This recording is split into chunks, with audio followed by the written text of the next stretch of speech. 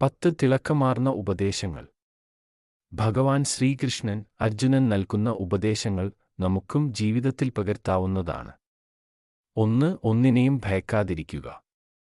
മനുഷ്യരുടെ ഏറ്റവും വലിയ ഭയം എന്താണെന്ന് അന്വേഷിച്ചാൽ മരണം എന്ന ഉത്തരത്തിൽ ആയിരിക്കും നമ്മൾ എത്തി നിൽക്കുക. ഗീതയിൽ ശ്രീകൃഷ്ണൻ തന്റെ ഭക്തനും സുഹൃത്തുമായ അർജുനനോട് മരണത്തെപ്പോലും ഭയക്കരുത് എന്ന് പറയുന്നുണ്ട്.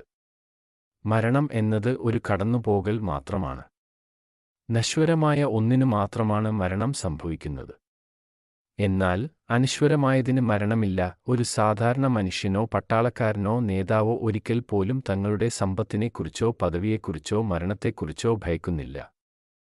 ബന്ധങ്ങളും സമ്പത്തും തുടങ്ങി ലോകത്തിൽ നിന്നുള്ള എല്ലാം നശ്വരമാണ്. ഭയമില്ലെങ്കിൽ ജീവിതം സാധാരണയേക്കാൾ കൂടുതൽ സുന്ദരമാകും. 2. ഒന്നിനെയും സംശയിക്കാതിരിക്കുക. ഈ പ്രപഞ്ചത്തിൽ ജീവിക്കുമ്പോൾ മനുഷ്യന്റെ സമാധാനവും സന്തോഷവും കളയുന്ന പ്രധാനപ്പെട്ട ഒന്നാണ് അകാരണമായ സംശയിക്കൽ എന്നത്. സംശയാലുവായ മനുഷ്യന് ഈ ലോകത്തിലോ വരും ജന്മത്തിലോ സമാധാനപൂർണമായി ജീവിക്കാൻ കഴിയില്ല. അതേസമയം അവനെ തന്നെ കണ്ടെത്താനുള്ള ജിജ്ഞാസയെ സംശയമായി തെറ്റിദ്ധരിക്കരുത്. തത്വചിന്തകരുടെ നിർദ്ദേശങ്ങളും പണ്ഡിതരുടെ വാക്കുകളും തള്ളിക്കളയരുത്. 3. വിഷയാസക്തിയിൽ നിന്ന് മോചനം നേടുക. ലൗകിക ജീവിതത്തിൽ ഉണ്ടാകുന്ന എല്ലാത്തരം വിഷയാസക്തികളിൽ നിന്നും മോചനം നേടുക. കാമം, ക്രോധം തുടങ്ങി എണ്ണിയാൽ ഒടുങ്ങാത്ത എല്ലാത്തരം വിഷയങ്ങളിൽ നിന്നും മുക്തമായിരിക്കുമ്പോൾ മാത്രമാണ് നമ്മുടെ മനസ്സിന് ശാന്ത കൈവരിക്കാൻ കഴിയുക. ശാന്തമായ മനസ്സിന് ജ്ഞാനവും സമാധാനവും മനഃശാന്തിയും കൈവരിക്കാൻ കഴിയും.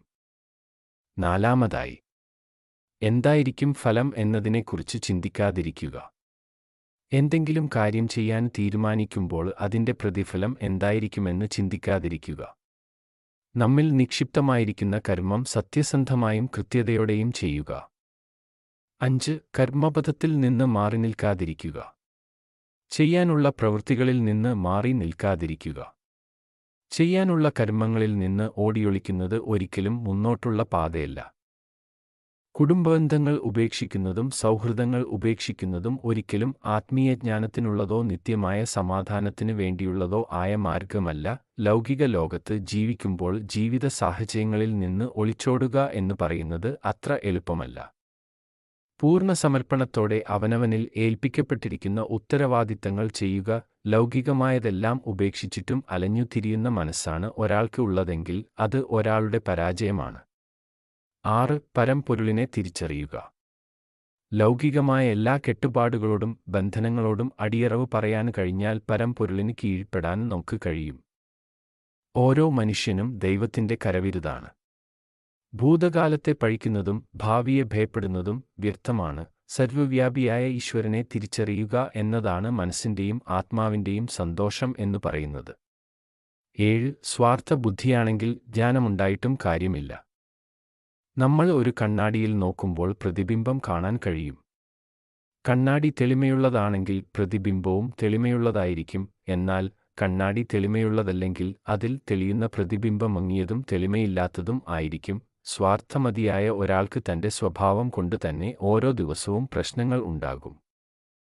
8. എല്ലാത്തിനോടും സമചിത്തത പാലിക്കുക. ധ്യാനത്തിൽ ഏകാഗ്രത പാലിക്കാൻ കഴിയാത്ത ഒരാൾക്ക് ദിവസേനയുള്ള തന്റെ പ്രവൃത്തികളിൽ സംയമനം പാലിക്കാൻ കഴിയില്ല. അമിതമായി ഭക്ഷണം കഴിക്കുന്നതോ ഒന്നും കഴിക്കാതിരിക്കുന്നതോ ഈശ്വരനിലേക്ക് കൂടുതൽ അടുപ്പിക്കുകയോ ഈശ്വരനിൽ നിന്ന് അകലാൻ കാരണമാകുകയോ ഇല്ല.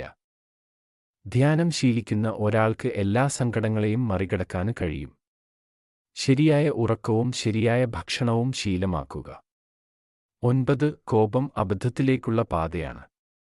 അതിനാൽ ശാന്തമായിരിക്കുക. കോപം ഒരു മനുഷ്യനെ യഥാർത്ഥത്തിൽ വിഡ്ഢിയാക്കുകയാണ് ചെയ്യുന്നത്. കോപം അനിയന്ത്രിതമാകുമ്പോൾ നന്മതിന്മകളെ തിരിച്ചറിയാനുള്ള വിവേകം നഷ്ടമാകും. ഒപ്പം കാര്യങ്ങളെ വിചിന്തനം ചെയ്യാനുള്ള കഴിവും നഷ്ടമാകും. ഒരു മനുഷ്യന്റെ ജീവിതത്തിലെ എല്ലാവിധ പരാജയങ്ങൾക്കുമുള്ള അടിസ്ഥാനപരമായ കാരണം കോപമാണ്. നരകത്തിലേക്കുള്ള 3 പ്രധാന വാതിലുകളിൽ ഒന്നാണ് കോപം.